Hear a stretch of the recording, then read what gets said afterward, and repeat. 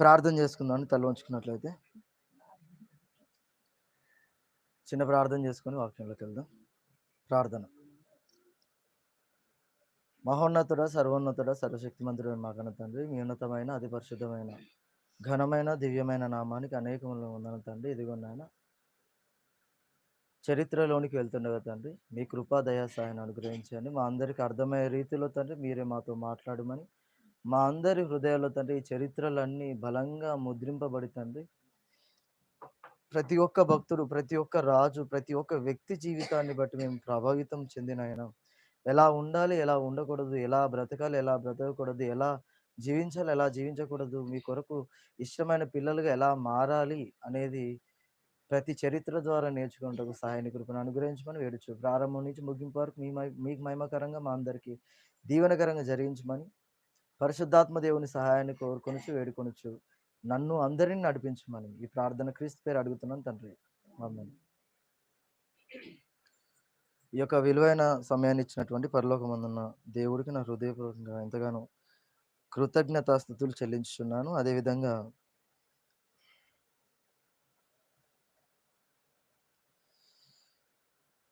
ఈ యొక్క సందర్భానికి చేరొచ్చిన దేవుని పిల్లలైన ప్రతి ఒక్కరికి నా హృదయపూర్వకంగా అందరికీ శుభాభివందనలు తెలుసుకుని అందరికి వందనాలండి.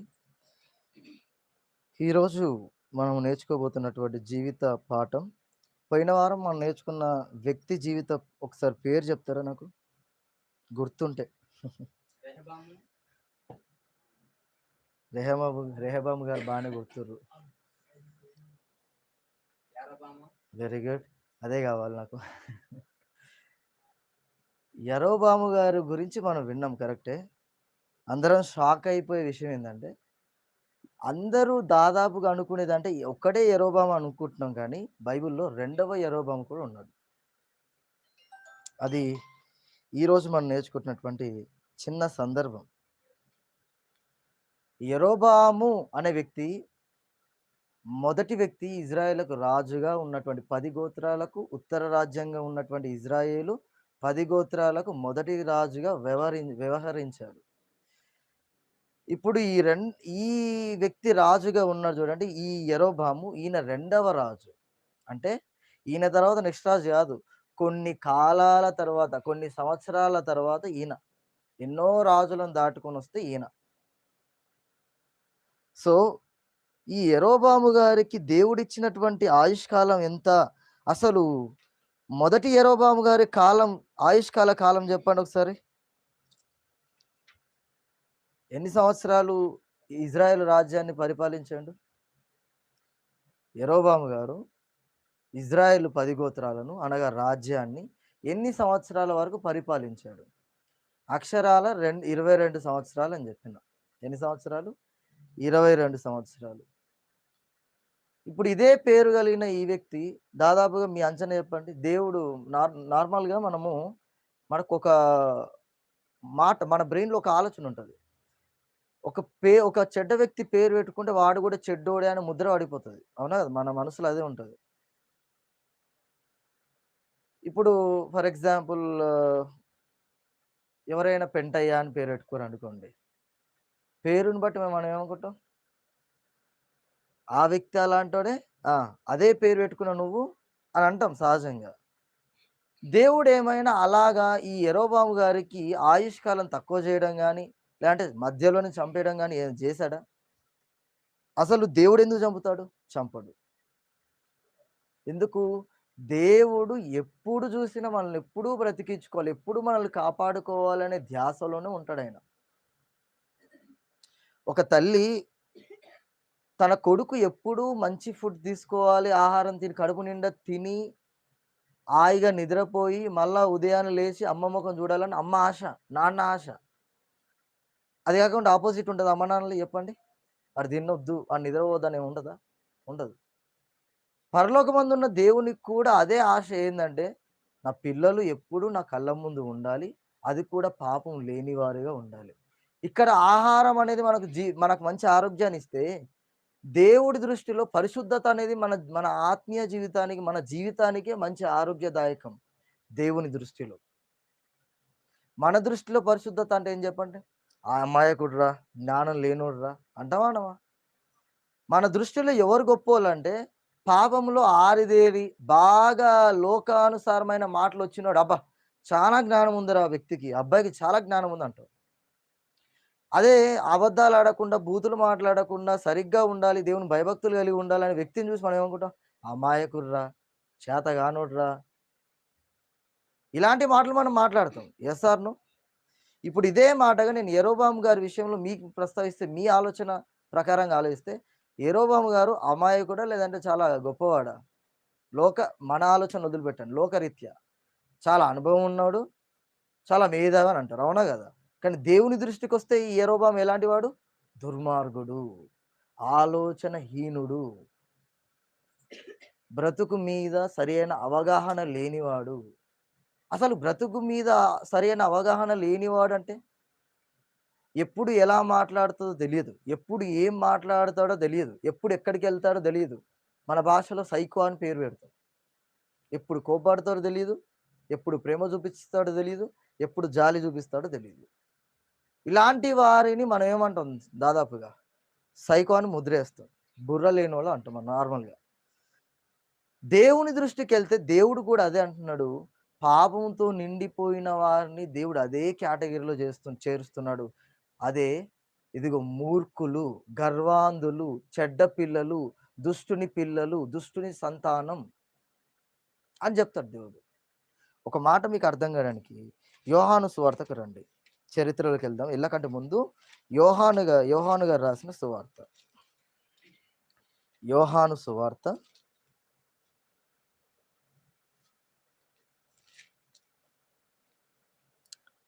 ఒకసారి 8వ అధ్యాయం 44వ వచనం చూడండి. 8వ అధ్యాయం మీరు మీ తండ్రి యగు అపవాది సంబంధులు, మీ తండ్రి దురాశలు నెరవేర్చగోరుచున్నారు.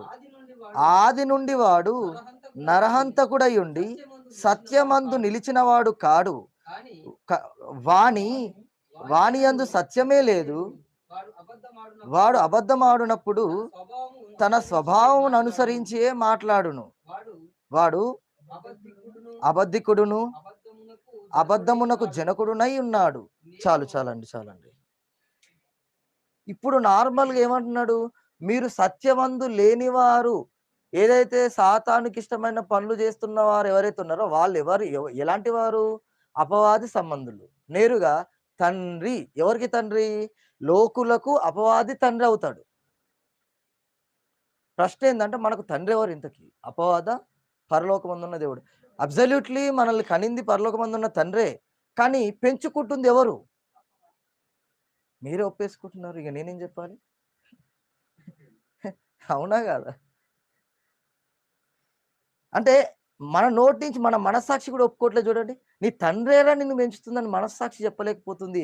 సాతానే నేరుగా అని మనస్సాక్షి ఒప్పుకుంటుందంటే మనల్ని పెంచుతుందైనా సాతానంటే, మన పెంపకం సాతానుదన్నప్పుడు మన లక్షణాలు ఇంకెట్లా మారుతుంది చెప్పండి? అప్పుడప్పుడు అంటారు అందరూ. తాగడం నా వల్ల, తాగడం మానడం నా వల్ల గావట్లేదు. అబద్ధాలాడడం నా వల్ల, అబద్ధాలాడడం మానడం అనేది నా వల్ల గావట్లేదు. బూతులు మాట్లాడుతున్నాను. అది మానడం నా వల్ల అవ్వట్లేదు. ఒకరిని ద్వేషిస్తున్నా, ఒకరిని దూషిస్తున్నా, మత్సరం, కుళ్ళు, కుతంత్రాలు ఇవన్నీ నాలో వద్దు వద్దని నేను అనుకుంటున్నా. మానాలని ఎంత ప్రయత్నం చేస్తున్నా అవ్వట్లేదండి. ఇంతకీ నీ పెంపకం ఎవరిది? అపవాదిది. ఎక్కడ పోతది చెప్పు? ఒక ఉదాహరణ చెప్తాను. కనింది తండ్రి.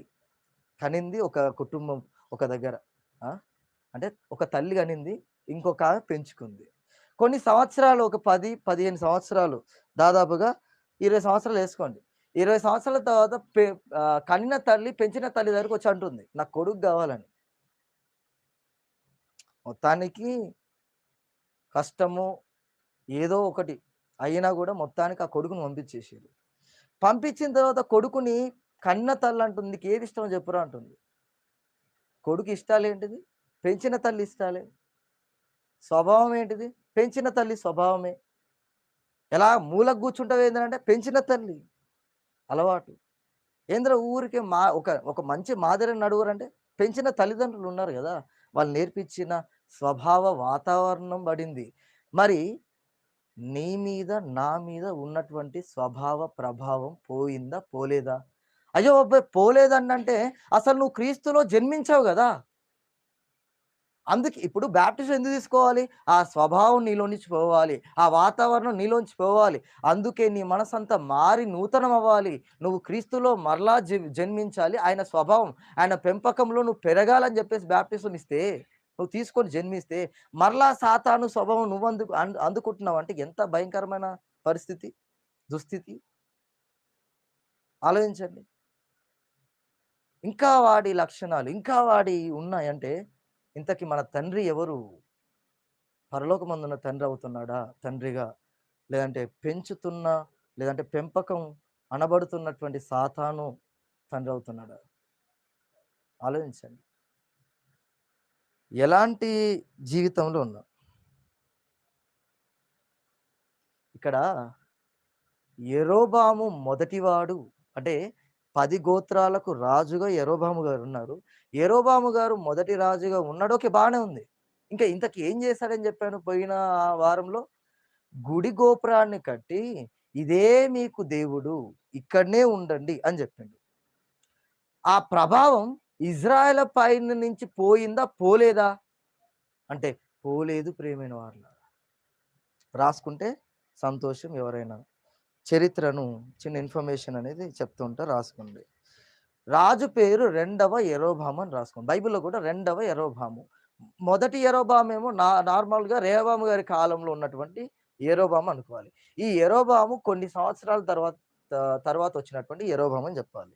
అయితే ఇతనికి రెండవ యరొబాము అని మనం చెప్పుకుంటుంటే, ఈ యరొబాము గారి విషయంలో తండ్రి ఎవరు? తల్లి పేరు లేదు, ప్రస్తావించబడలేదు బైబిల్‌లో. తండ్రి పేరు మాత్రం యెహోయాహాషు. ఏం పేరు? యెహోయాహాషు. యెహోయాహాషు అనే పేరు తండ్రి పేరు. అయితే ఇప్పుడు మొదటి యరొబాము గారు పరిపాలించిన సంవత్సర కాలాలెన్ని? 22. అసలు ఇవన్నీ ఎందుకు చెప్తున్నావు బాబు అని చెప్పొచ్చు మీరు. కానీ నా ఇంటెన్షన్ ఏందంటే, ఈ రోజుల్లో ఏమీ తెలవనోడు గూడా, ఏమీ తెలవనోడు గూడా బైబిల్ మీద ఎలా పడుతున్నాడంటే, ఒక పంది బొర్లుతది చూడండి, అలా బొర్లుతున్నాడు. ఎందుకు? మనలాంటి వాళ్ళు కాముగా ఉండడం వల్ల. కాముగా అంటే మన భాషలో గొడవ పడాలని కాదు అక్కడ. కాముగా అంటే ఏంది? చరిత్రలు తెలవక, ఆ! ఆ రాజెవరో తెలియక, ఈ రాజెవరో తెలియక, ఈ వ్యక్తి ఎవరో తెలియక, ఆ వ్యక్తి ఎవరో తెలియక, పోనీ బైబిల్ చదవండమ్మా చదవండయ్యా అంటే మనం అనేదేంటిది? చదివానండి. అదేందో అర్థం కాలేదండి. చదివానండి. మధ్యదాకా చదివినా మళ్ళీ స్టార్టింగ్ చదవాలనిపిస్తుంది. ఇక మిగతాదెప్పుడు ఫినిష్ చేస్తావు బైబిల్? ఈ రోజుల్లో మేకుల విషయంలో గొడవ, సిలువ విషయంలో గొడవ, ఆఖరికి పుట్టుక విషయంలో గొడవ. ఎవరిది? యేసుప్రభుల వారిది. చరిత్ర తెలియకపోతే అందరూ ఇలా పడి చస్తా ఉంటారు బైబిల్ మీద. అదే నువ్వు ఒక్కసారి నడుము కట్టుకొని బైబిల్ ప్రకారంగా బైబిల్ పరిభాషలో నడుము కట్టుకోవడం అంటే బలం తెచ్చుకొని. నడుము కట్టుకొని నువ్వు ఒక్కసారి బైబిల్ చదివి, నువ్వొక్కసారి జ్ఞానం తెచ్చుకుంటే నీ జోలికి గాదు గదా! బైబిల్ జోలికి ఎవరు రారు. అర్థమవుతుందనుకుంటా. ఇంటెన్షన్ అదే. యరొబాము గారి పరిపాలన కాలం 41 సంవత్సరాలు. ఎన్ని సంవత్సరాలు? ఏ యరొబాము? ఈ రెండవ యరొబాము. మొదటి యరొబాముకు 22 సంవత్సరాలైతే, ఈ రెండవ యరొబాము 41 సంవత్సరాలు. ఎందుకింతగానం పెంచాడు దేవుడు? ఎందుకింతగానం? మన కుటుంబాల్లో గూడా కొద్దిమంది అర్ధాంతరంగా చచ్చిపోతూనే ఉంటారు. వాళ్ళకేమో మధ్యలో తీసేసి నీకిన్ని సంవత్సరాలకు పొడిగింపు ఎందుకిస్తున్నాడు దేవుడు? తల్లంటా ఉంటది. కొన్ని కొన్ని కుటుంబాలు చూస్తుంటే, నేనసలు ముసలిదాన్నయ్యానురా, నేను చచ్చిపోవాలి. నువ్వేం చచ్చిపోయినవురా? నువ్వు చిన్నోడివి నాకంటే. అసలు నా ఆయుష్ కూడా పోసుకొని నువ్వు బ్రతకాల్సిందిరా అని ఏడుస్తుంటది. డెడ్ బాడీ దగ్గర. ఎందుకీ ముచ్చట? అసలు ఎవరి డెసిషన్ ఇది? దేవుడిది. ఇప్పుడు కొద్ది మందికి ఇన్ని కాలాలిచ్చి, కొద్ది మందికి ఎక్కువ కాలం ఇవ్వడం బట్టి ఏం ఉద్దేశ్యం ఉంది? అంటే పాపపు చిట్ట లేదంటే నీ పాపాలు పండాయా? ఆ! చెప్పాలి. పాపం పండిందా? నీ క్రియలు నిన్ను తోసుకొని వెళ్తాయి. దేవుడు కాదు, మళ్ళీ దేవుడిని అపార్థం చేసుకునేవారు. నీ క్రియలు నిన్ను తోసుకొని వెళ్తుంటాయి. ఓకే. ఇంతవరకు బానే ఉంది. యరొబాము గారు 41 సంవత్సరాలు పరిపాలించాడు. ఇంతకీ ఏ రాజ్యాన్ని 2 రాజ్యాలని జెప్పాను. దక్షిణ రాజ్యం ఒకటి, ఉత్తర రాష్ట్రం ఒకటి. రాజ్యం ఒకటి. దక్షిణ రాజ్యం ఏమో ఏ రాజ్యాలున్నాయి? 2 ఉన్నాయి గోత్రాలు. ఏ గోత్రాలు? యూదా గోత్రము, బెన్యామీను గోత్రము. ఈ ఉత్తర రాజ్యంలో 10 గోత్రాలున్నాయి. అది ఈ యూదా, బెన్యామీను తప్పించి మిగతా గోత్రాలు 12 గోత్రాల నుంచి అని జెప్పిన. క్లియర్ అనుకుంటా. డౌట్స్ ఏం లేవు గదా! తండ్రి పేరు యెహోయాహాషు. పరిపాలన కాలం 41 సంవత్సరాలు. ఈయన ఏ రాజు? రెండవ యరొబాము. రెండవ రాజు గాదు. మళ్ళీ రెండవ రాజు అంటే అర్థం మారిపోతది. రెండవ యరొబాము అని అర్థం. అంటే ఇంతకు ముందు ఆ మొదటి యరొబాము తప్పించి మధ్యలో ఇంకే యరొబాము రాలేదు. ఈయననే రెండవ యరొబాము. Crystal clear. No doubt. ఇంతకీ ఈయన గురించి ఏ గ్రంథంలో ఉంది బావ అని మీరు అడిగితే అడగరా? అడిగితే రాజులు 2వ గ్రంథం. రాజులు 2వ గ్రంథం 14వ అధ్యాయములో 23వ వచనం నుంచి 29వ వచనం అంతే. మీరు అనొచ్చు ఇగ. అంతే అన్న తర్వాత ఇంకేముంది, బైబిల్ క్లోజ్ చేద్దాం అనొచ్చు. అంతేనా? 2వ రాజుల గ్రంథంలో ఎన్నో అధ్యాయం అని చెప్పాను? 14వ అధ్యాయం ఎన్నో వచనం అని చెప్పిన? 23 నుంచి 29 వరకు. ఇది ఓకే, క్లియరే ఉంది, బానే ఉంది. అయితే నేను ఇంకో క్లియర్ కట్‌గా ఇస్తా. మనకు బైబిల్‌లో రాజుల గ్రంథం ఎక్కడుంది? కీర్తన గ్రంథం కంటే ముందుంది. అవునా? యోనా గ్రంథం ఎక్కడుంది? ఎక్కడో యెషయా, ఇర్మియా దాటెళ్ళాలి. అవునా? మీరు నమ్ముతారో నమ్మరో, ఈ రెండవ యరొబాము గారి కాలంలో యోనా గారు బతికున్నారు. ఎవరు బతికున్నారు? యోనా గారు. ఇదే ఆశ్చర్యకరమైనటువంటి విషయం. దయతో మీకు ఈ విషయాలు కావాలంటే తీసుకోండి. ఈ రెండవ యరొబాము గారు ఇజ్రాయేలుకు రాజుగా కాకంటే ముందు, ఈయన కంటే ముందు దాదాపు ఎంతమంది ప్రవక్తలంటే దాదాపు 4 మంది ప్రవక్తలు ఆయా కాలాల్లో ఇజ్రాయెల్‌ని హెచ్చరిస్తూ వచ్చారు. అమ్మా, మీరు యరొబాము కట్టినటువంటి గుళ్ళను గాదు, గోపురాలను గాదు మీరు పూజించాల్సింది.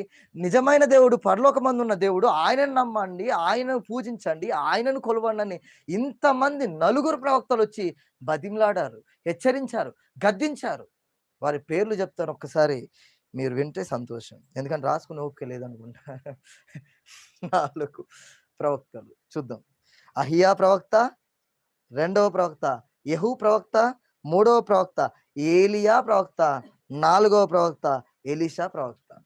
ఎంతమంది ప్రవక్తలు? 4 ప్రవక్తలు ఈయన కంటే ముందు వచ్చి గద్దించి హెచ్చరించిపోయారు. ఇజ్రాయేలారా, మీరు చేస్తున్న తప్పు. యెరొబాము మిమ్మల్ని ఏదో రాజ్యంగా పరిపాలించడానికి ఏదో పక్కకు తీసుకొని వెళ్ళాడు. అసలు నిజమైన దేవుడు ఆయనే కదా అని హెచ్చరించారు, గద్దించారు. పేర్లు చెప్తారా నాకొచ్చు? ప్రవక్తల పేర్లు చెప్తారా? మళ్ళీ చెప్పమంటారా? ఎందుకంటే ఇవి చాలా ఇంపార్టెంట్, అందుకనే మళ్ళీ అడుగుతున్నా. మళ్ళీ అహియా ప్రవక్త, యెహూ ప్రవక్త, ఏలియా ప్రవక్త, ఎలీషా ప్రవక్త. అహియా ప్రవక్త, యెహూ ప్రవక్త, ఏలియా ప్రవక్త, ఎలీషా ప్రవక్త. 4 ప్రవక్తలు. కొంచెం మీకోసమని దేవుడు ఏం చేసిండంటే ముగ్గురిని, ఒక వ్యక్తిని తీసేసి ముగ్గురిని పెట్టిండు. ఎవరి కాలంలో? యరొబాము, రెండవ యరొబాము గారి కాలంలో 3 ప్రవక్తలు ఉన్నారు. ఆ ప్రవక్తల పేర్లు యోనా, ఆమోసు, హోషేయ. గ్రంథాలు ఎక్కడెక్కడ ఒకసారి ఇండెక్స్ ఓపెన్ చేసి చూడండి ఒకసారి. ఒకసారి బైబిల్‌లో ఇండెక్స్ ఒకసారి ఓపెన్ చేయండి. ఆ గ్రంథాలు ఎక్కడెక్కడ ఉన్నాయి, కలిసి ఉన్నాయో చూడండి ఒకసారి. ఐ మీన్ ఈ రెండవ రాజుల గ్రంథం ఎక్కడ? ఈ యోనా, ఆమోసు, తర్వాత హోషేయ గ్రంథాలు ఎక్కడ? ఎంత దూరంలో ఉన్నాయో చూసిర్రా మీరు? చూసారా? ఇంతకీ బైబిల్ పరిభాషలో చెప్పాలంటే వీళ్ళని ఏమంటామంటే చిన్న ప్రవక్తలు అంటాం. మనకు పెద్ద ప్రవక్తలని కేటగిరీ వేరే ఉంటది. బైబిల్ చదవడం విధానంలో పెద్ద ప్రవక్తలు వేరే కేటగిరీ, చిన్న ప్రవక్తలు వేరే కేటగిరీ. వీళ్ళెవరి కేటగిరీ? చిన్న ప్రవక్తల కేటగిరీ. అంటే యెషయా గ్రంథం నుండి దానియేలు గ్రంథం వరకు పెద్ద ప్రవక్తలు అనాలి మనం. ఎక్కడి నుంచి ఎక్కడి వరకు? యెషయా ప్రవక్త నుండి దానియేలు ప్రవక్త వరకు పెద్ద ప్రవక్తల గ్రంథాలు అనాలి. మరి మిగిలిన వాటిని ఏమనాలి? చిన్న ప్రవక్తల గ్రంథాలు. ఎక్కడి నుంచి ఎక్కడి వరకు? హోషేయ నుండి మలాకి వరకు. ఎక్కడి నుంచి ఎక్కడి వరకు? హోషేయ నుండి మలాకి వరకు చిన్న ప్రవక్తల గ్రంథాలు అనాలి. క్లియర్. మరి వీళ్ళెవరు? చిన్న ప్రవక్తలు. అంటే చిన్న ప్రవక్తలు ఎవరి కాలంలో ఉన్నారు ఇంతకీ? యెరోబా రెండవ యరొబాము గారి కాలంలో ఉన్నారు. ఓకే. ఇంతకీ వీళ్ళెవరిని హెచ్చరించారు అనంటే, యోనా గారేమో నినివే పట్టణానికెళ్ళి హెచ్చరించాడు. ఎక్కడికి ఎక్కడికెళ్ళి హెచ్చరించాడు? నినివే పట్టణానికెళ్ళి మారండి నాయన అంటే వాళ్ళు బూడిద జల్లుకొని ఉపవాసం ఉన్నారు. ఇది వేరే టాపిక్. ఇంకా ఆమోసు, హోషేయ వీళ్ళున్నారు చూడండి. 10 గోత్రాలు ఎవరైతే ఉన్నారో ఇజ్రాయేలు వాళ్ళని హెచ్చరించారు. మీరు దేవుణ్ణి కొలవాలి. మీరు దేవుణ్ణి కొలవాలని. మళ్ళీ రెండవ యరొబాము గారి కాలంలో ఉన్నటువంటి ప్రవక్తలు ముగ్గురు. ఆ ముగ్గురు పేర్లు యోనా, ఆమోసు, హోషేయ. అవునా? సంతోషం. ఈ యోనా గారు ఎవరికి హెచ్చరించారు? నినివే పట్టణస్తులను. ఈ మిగిలిన 2 ప్రవక్తలు ఎవరిని హెచ్చరించారు? ఇజ్రాయేల్‌ల 10 గోత్రాల వాళ్ళని. పరిగెట్టట్లేను కదా! స్లోగానే చెప్తున్నానా? సంతోషం. రైట్. ఇంతవరకు ఇదైతే ఈ రెండవ యరొబాము గారి కాలం నాటి పరిస్థితులు ఎలా ఉన్నాయి? సిట్యుయేషన్స్ ఎలా ఉన్నాయి? నేను చిన్న క్లూ చెప్తా. మన్మోహన్ సింగ్ గారి పరిపాలన ఆ కాలంలో పరిస్థితులు వేరు. నరేంద్ర మోడీ గారి కాలంలో పరిస్థితులు వేరు. ఏం పరిస్థితులు వేరు? తలూపిరు కదా సారు. నేను చెప్తా ఉంటే తలూపుతురు కదా! ఒక 2 చెప్పండి కనీసం చిట్కాలు. అక్కడ ఆయన కాలంలో మతోన్మాదం ఎక్కువగా జరగలేదు. ఈయన కాలంలో, ఈయన ప్రభుత్వంలో మతోన్మాదం వచ్చింది. ఆయన కాలంలో రేట్లు పెంచి మన ఉరి తీయలేదు. ఈ కాలంలో రేట్లు చెప్పాలిగ మెట్లెక్కినాయి. అంటే నిజంగా ఎక్కినాయి అనుకునేరు. అంత రేంజ్‌లోకెళ్ళి మనం పీల్చుకుని ఈ 2 ఉదాహరణలు వచ్చినాయి కదా! సూచనలు. అలాగే యరొబాము గారి కాలంలో ఉన్నటువంటి పరిస్థితులు ఎలా ఉన్నాయి అనేది ఎవరు రాశారు ఇంతకంటే రెండవ రాజుల గ్రంథంలో 14వ అధ్యాయంలో ఈయన చిన్న జీవితం ఉంటే ఆమోసు గ్రంథంలో ఈయన కాలం నాటి పరిస్థితులు ఆమోస్ గారు రాస్తున్నారు. ఎంత విచిత్రం చూడండి. మీకు ఆల్రెడీ చూపించిన. ఆయన జీవితం ఏమో రెండవ రాజుల గ్రంథంలో ఉంటే ఈ ప్రవక్తలేమో ఎక్కడో ఉన్నాయి. అలాంటి వీళ్ళు ఈయన గురించి పరిస్థితులు రాస్తున్నారు. చూద్దాం ఒక చిన్న అసలు 10 ఉన్నాయి. 10 చెప్పేదాకా నిద్రపోతట్టున్నారు. 2 చెప్తా. చూద్దాం ఒకసారి. ఆమోసు గ్రంథం 2వ అధ్యాయం. ఆమోసు గ్రంథము 2వ అధ్యాయం. 2వ అధ్యాయంలో 4వ వచనం ఒకసారి చూడండి. 4వ వచనం. యెహోవా సెలవిచ్చినదేమనగా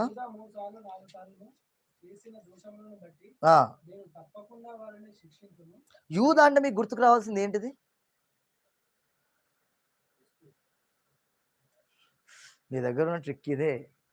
నేను ఏ రాజ్యం అన్నా కూడా ఖచ్చితంగా దుష్టులే ఉంటారు కాబట్టి దుష్టులు అని చెప్తే అయిపోతుంది. మీకు చెల్లు, నాకు చెల్లిగా. ఇంక ముచ్చట్లు అవసరం లేదు ఇక అన్నట్టు షార్ట్‌కట్‌లో చెప్పిస్తారు. అదే దేవుడు కూడా నచ్చేది మీ దగ్గర. రైట్. యూదులు ఎవరంటే దక్షిణ రాజ్యం వాళ్ళని నేను మొత్తుకున్నా. ఎవరు వీళ్ళు? దక్షిణ రాజ్యం. యూదా గోత్రం, బెన్యామీను గోత్రం. రైట్. వీళ్ళ గురించి ఏమంటుంటారంటే 4 సార్లు చేసిన దోషములను బట్టి నేను తప్పకుండా వారిని శిక్షింతును. ఏలయనగా వారు తమ పితరులను అనుసరించిన అబద్ధములను చేపట్టి మోసపోయి యెహోవా ధర్మశాస్త్రమును విసర్జించి ఆయన విధులను గైకొనక పోయిరి. అంటే కాల పరిస్థితులు ఎలా ఉన్నాయి?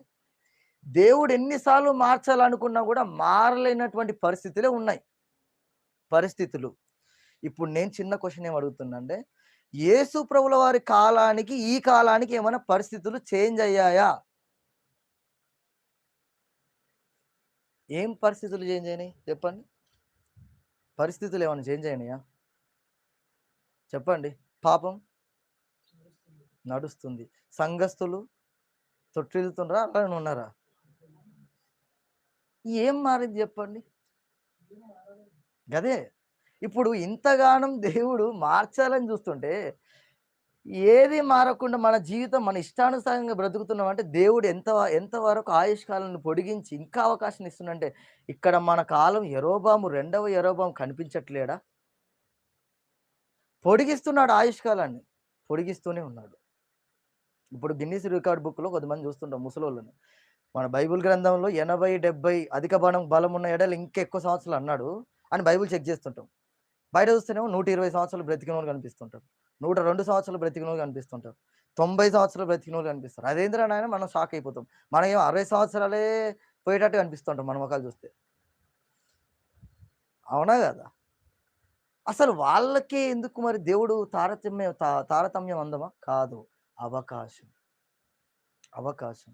మరి ఈ యరొబాము గారికి దేవుడు ఎలా ఇస్తున్నాడు అవకాశం? ఒక్కసారి రాజుల 2వ గ్రంథం 14వ అధ్యాయంకెళ్ళి చదువుదాం. రాజులు 2వ గ్రంథం 14వ అధ్యాయం. రాజులు 2వ గ్రంథం 14వ అధ్యాయం.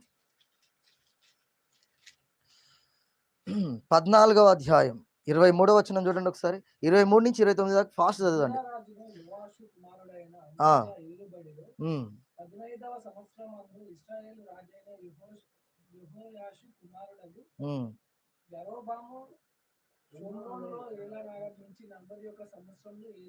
ఆయన తండ్రి పేరు యెహోయాషు అండ్ ఆయన పేరు యరొబాము.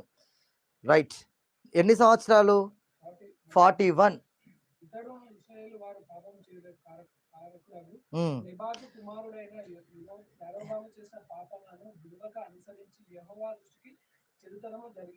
క్లియర్ కట్ ఉందా లేదా? యరొబాము మారలేదు. మొదటి యరొబాము నడకలోనే ఈ 2వ యరొబాము నడిచాడు. ఏమన్నా తేడా ఉందో చెప్పండి. కానీ చిన్న చేంజెస్ ఉంటాయి చూడండి. ముందుకు ఎలాంటికి వచ్చాం.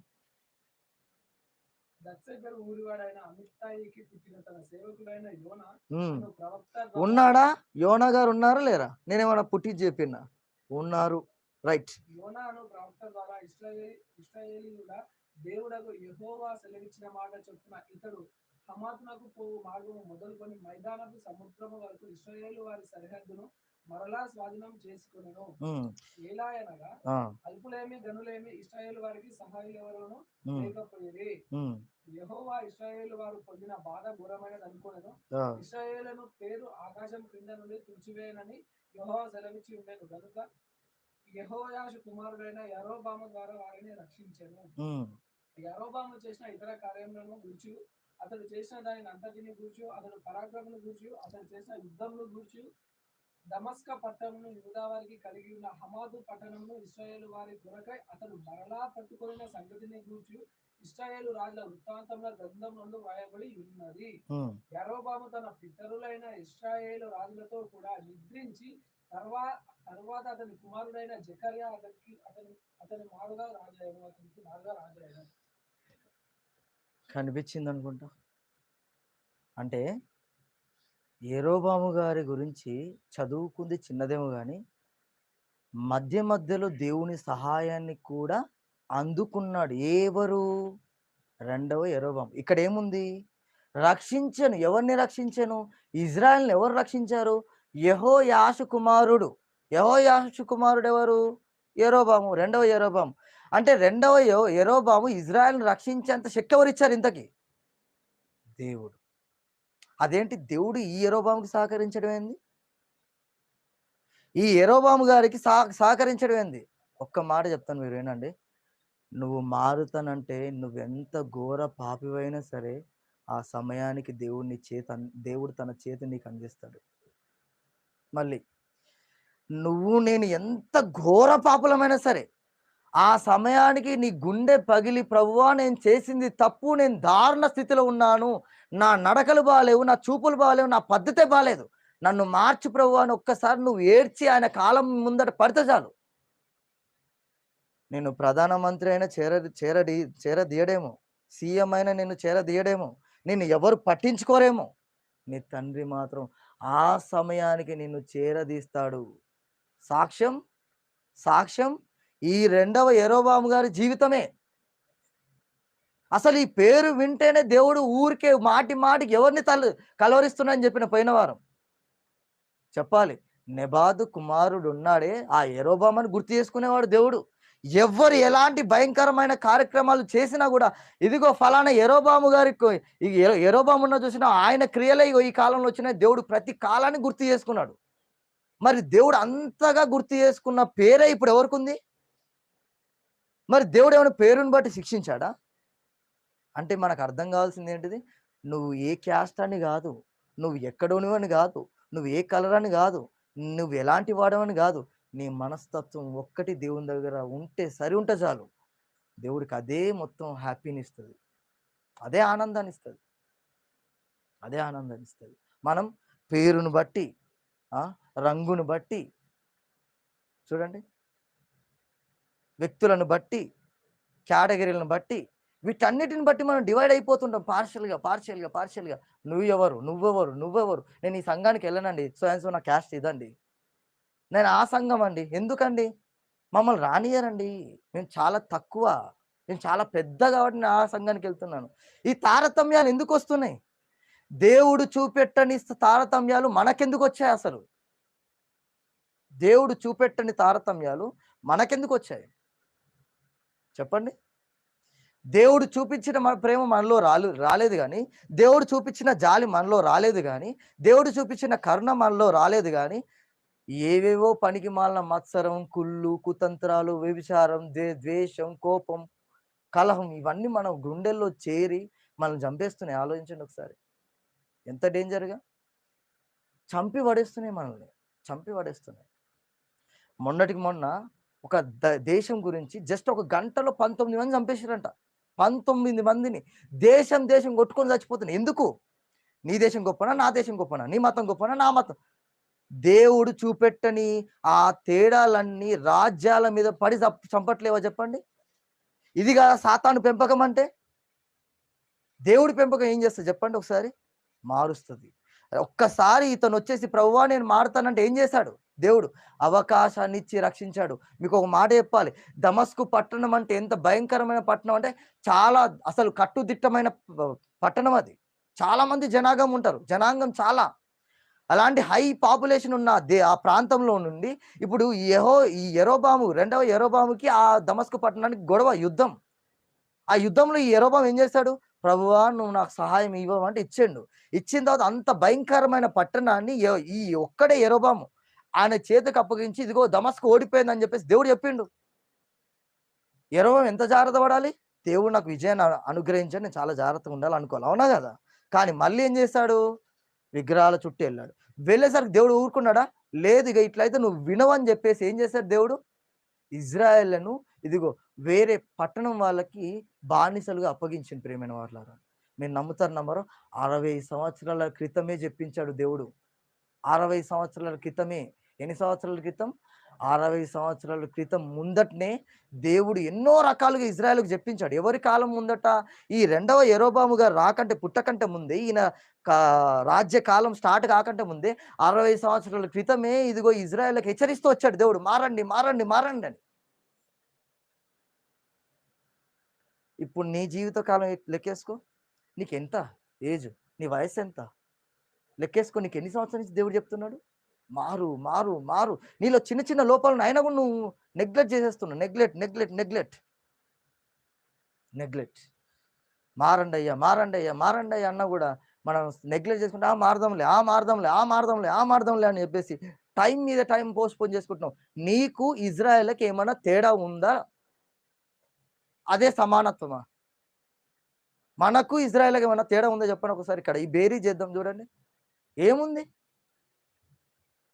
చెప్పండి? ఇంత భయంకరమైన దుస్థితిలో మన జీవితాలు ఉన్నాయి ప్రియమైన వాళ్ళారా. ఇంత భయంకరమైన దుస్థితిలో రెండవ యెరోబాము మధ్యలో దేవునికి అనుకూలంగా ఉన్నాడు. చెప్పాలిగా.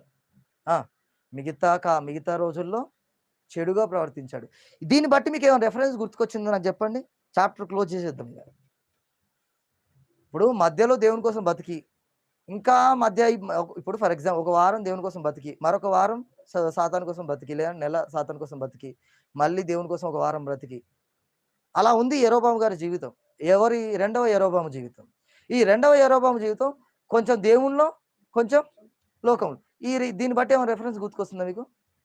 ఏదైనా రెఫరెన్స్ గుర్తుకొస్తుందా? ప్రకటన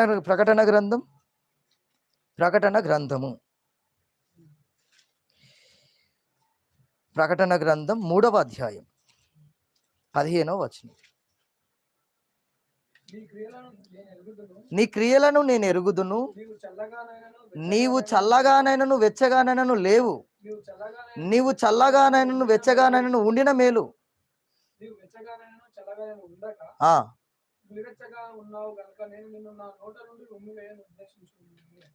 చూడండి, ఇప్పుడు యరొబాము గారి జీవితం అనుకునేరు, ఆయనది అయిపోయింది, చాప్టర్ క్లోజ్ అయిపోయింది. ఇప్పుడు నువ్వు నేను చెప్దాం. అదేందండి, నేను ఒక వారం వస్తాను, సన్నిధిలో కూర్చుంటాను, పాటలు పాడుతాను, మళ్ళీ ఒక వారమే కాదు లోకంలో కలిసాను మీరు అంటారేమో. మీ మాటకే నేను ఈరోజు యరొబాము గారి జీవితం చూపించిన. నా వల్ల కావట్లేదండి, ఏదో కొద్ది రోజులు అడప ఉంటున్నాను దేవుళ్ళు, ఇంకా కొద్ది రోజులు మళ్ళీ లోకంలో నాకు కాకుండా నా ఓపిక లేకుండా నేను పోయి కలుస్తున్నానని చెప్తున్నాను. మీరే, మీ మనసాక్షి తెలుసులేండి, నా మనసాక్షి తెలుసులేండి, అవునా కదా? మీ మనసాక్షులను అడగండి ఒకసారి, నిజంగా నువ్వు యథార్థంగా దేవుల్లో ఉంటున్నావా? యథార్థంగా నీ కోరికలు నీ ఇష్టాలను చంపుకుంటున్నావా? యథార్థంగా నీలో ఉన్నటువంటి చెడు లక్షణాలు చంపుకొని దేవుని దగ్గరికి వస్తున్నావా? లేదంటే ఆ వీటిని మగ్గ పెట్టుకొని మురుగ పెట్టుకొని వస్తున్నావా? మగ్గి చెప్పండి. అందరం అదే ఉన్నాం అని చెప్పేసి అంటున్నారు మీరు, ఇంకేముంది? ఇప్పుడు దీన్ని బట్టి ఏమొస్తుంది చెప్పండి ఒక మాట. యరొబాము గారు జీవితం అంతగానం దేవునిలో బతికి మళ్ళా దేవునిలో బతకకుండా కలిసిపోయాడు. చివరికి ఎక్కడికి వెళ్తాడు చెప్పండి, మీరే షార్ట్ కట్లు చెప్పండి. ఇక క్రియలను చూసి, ఆయన క్రియలను బట్టి ఎక్కడికి వెళ్తాడు? ఇక మీకే అర్థం అయిపోయింది. ఇప్పుడు మీ జీవితం నా జీవితం బేరీజ్ చేసుకుందాం ఇక్కడనే. ఇక ఎందుకు? సంఘమే తీర్పిచ్చే సంఘం అన్న స్థలం అనమాట. ప్రశ్న వేసుకోండి, ఎలా ఉంది మన జీవితం బతుకు? ఏదోనండి, కొన్ని మార్చేసుకోగలుగుతున్నాం, కొన్ని మార్చలేకపోతున్నానండి. ఎందుకు ఇలాంటివన్నీ ఆలోచనలు, ఎందుకు ఇలాంటి మాటలు చెప్తున్నాం మనం చెప్పండి?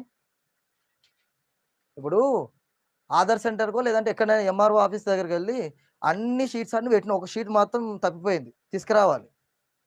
అయ్యగారు ప్లీజ్ సార్ ఒక్కటే కదా, వదిలే అంటే వదిలేస్తారా ఆయన? ఒక మాట చెప్పండి.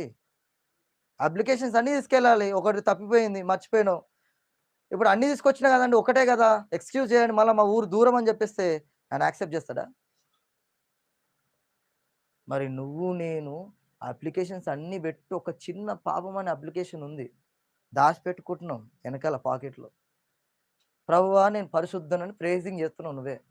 మిగతా అప్లికేషన్స్ అది ఇచ్చిన, ఇది ఒక్కటే మిస్టేక్ ఉంది, నన్ను క్షమించట్టు యాక్సెప్ట్ చేస్తాడా? లోకంలో ఉన్న అధికారే ముఖం మీద పేపర్లు ఇసిరేస్తారు, మీరు చూస్తారో లేదో. ఎంత గర్వం ఉంటుంది అధికారులకి. తిడతారు, బూతులు కూడా గెంటేస్తారు బయటికి, వాచ్మెన్ చేత తిడతారా? ఇక్కడి నుంచి వెళ్ళిపో అంటారు డైరెక్ట్, ముఖం మీదనే కొట్టినట్టు.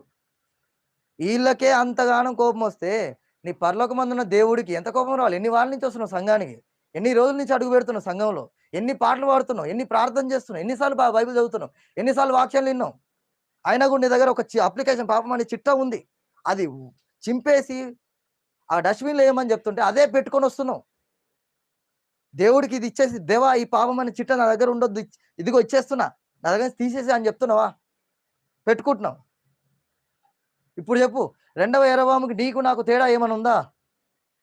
ఆ మొదటి యరొబాము ఆయన ఏం చేసి మొత్తం పాపం, దేవుని చూడకుండా పోయింది లోకంలోనే. ఈ యరొబాము దేవుడు లోకం. మరి ఏ యరొబాములో ఉన్నాం మనం? చెప్పుకుంటాం ధైర్యంగా మనం. ఇక నీ జెండాకు చేయి, నా జెండాకు చేయి. ఈరోజు మట్టల ఆదివారం అంటున్నాం, అవునా కదా? మట్టల ఆదివారం అంటే ఏ రాజు? ఇలాంటి పడిపోయే రాజులా ఉన్నాడే ఈ రాజు, యేసుక్రీస్తు అనే రాజు. నీ రాజు గాడిదని ఎక్కువ వస్తున్నాడు, హోసన్నా జయం. ఈ కేకలకు అర్థం ఏంటిది? ఆ గాడిదని ఎక్కి రావడం అంటే ఏది? ఏ అర్థం? మనం కూడా గాడిదలు ఎక్కాలని అర్థం? అది కాదు ఇక్కడ ముచ్చట. ఆ రాజు సామాన్యుడు కాదు. యూదా రాజ్యమే సిగ్గుపడాలి ఆ రాజును చూసి, ఇజ్రాయెల్ 10 గోత్రాల చూసి సిగ్గుపడాలి ఆ రాజును చూసి, యరొబాము సైతం ఆ రాజును చూసి సిగ్గుపడాలి. అదే ఈ దినం మనం అనుకుంటున్నాం, అదే మట్టల ఆదివారం మనం అనుకుంటున్నాం. కానీ ఈ మట్టల ఆదివారం సామాన్యమైనది కాదు, ఆచారంతో చేసేది కాదు.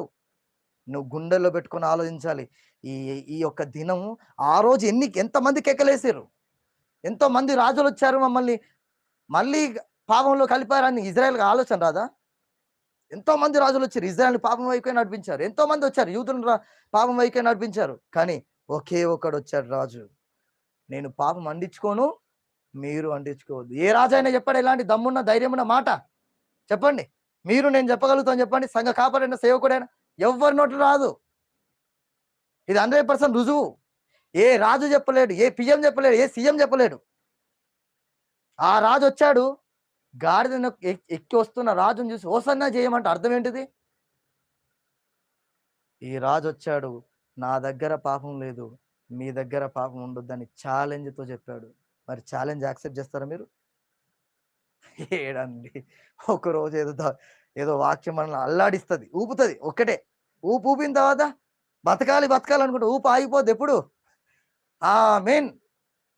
ఇల్లు డోర్ ఓపెన్. ఆ ఊపు క్లోజ్.